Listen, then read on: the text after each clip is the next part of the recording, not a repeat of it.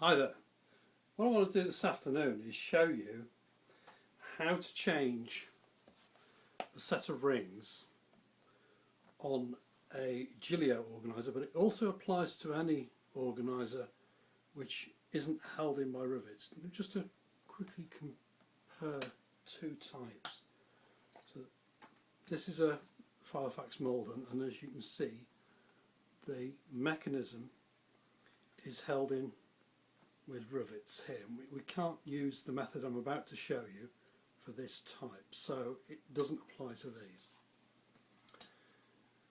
This sort of type where the cover is completely doesn't show any rivets is the sort of type we can change.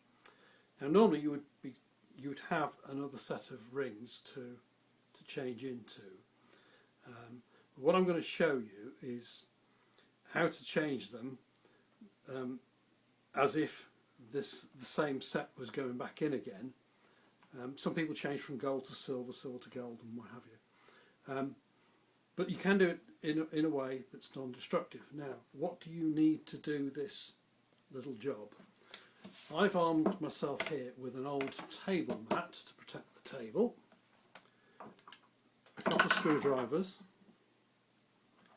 a pair of pliers, and a piece of plastic. In this case it's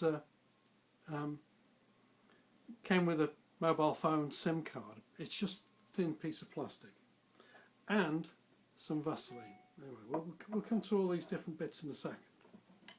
So the first thing we need to do is, the other thing we'll need somewhere here, where have I put it, is some kitchen towel, because our fingers are going to get a little bit messy. Anyway, whatever. So, shows you how unrehearsed this thing is. So, the piece of plastic, what we do is we tuck that underneath the mechanism at the bottom. That just protects the leather. So the first thing to do is to open the rings with the tabs, and then just go along with the small screwdriver, and as you can see that this pops off. Move that a bit further along, and we just remove that completely. That just comes out, lifts off. Put that to one side. Take our piece of plastic out. Now, with the rings open, the little tabs just come out and unhook. They come out, go back in again in exactly the same manner. So they just literally tuck underneath. Now we come to the bit that I hate doing, but with the rings open, put your fingers in and pull apart. Bam. There we have the two halves of the rings. Now, underneath here is a metal channel, and this little tab here is what stops this channel coming out. This tab we have to raise, so we insert our screwdriver and just lift it up a little bit. It should stay, and then we just push downwards, if I've done it right. So I'm trying to do this so you can see. So that is on like a key slot. I don't know if you can see this here.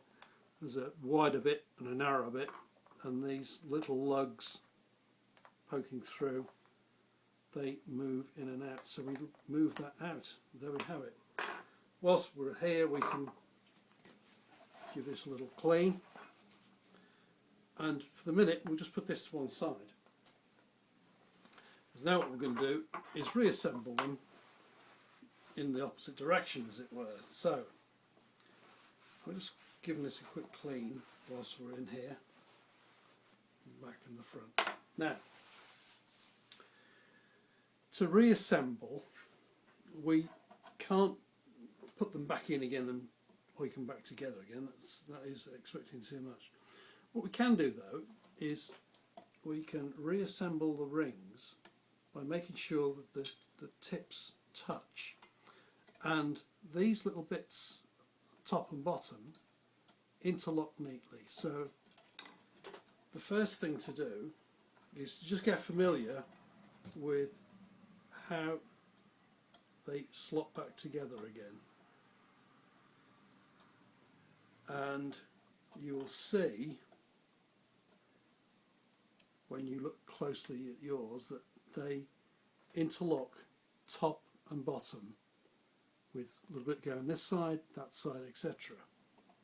Now, to help you slide these in, because we're going to slide them back down here in this channel, I put a little bit of Vaseline on my finger. This will get a bit messy, but you just give it a little bit of a coat into this lip here.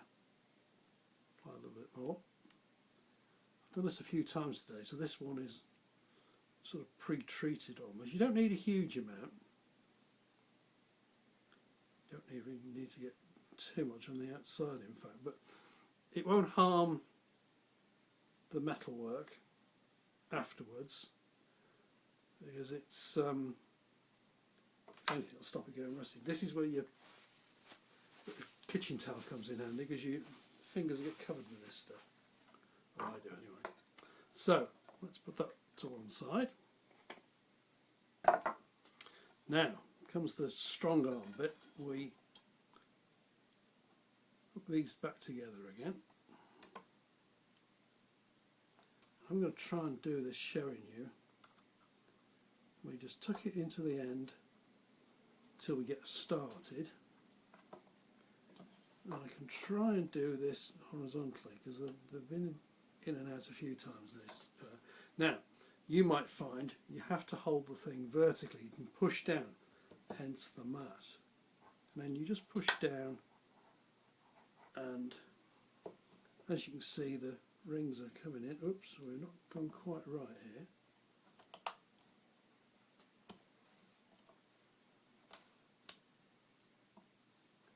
But we can, right, so there it is. And then we just push down. Now, the next thing to check is the gap.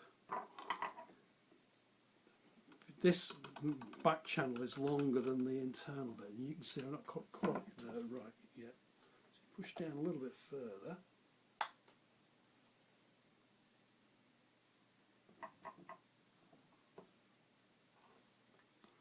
Until we have more or less equal at each end.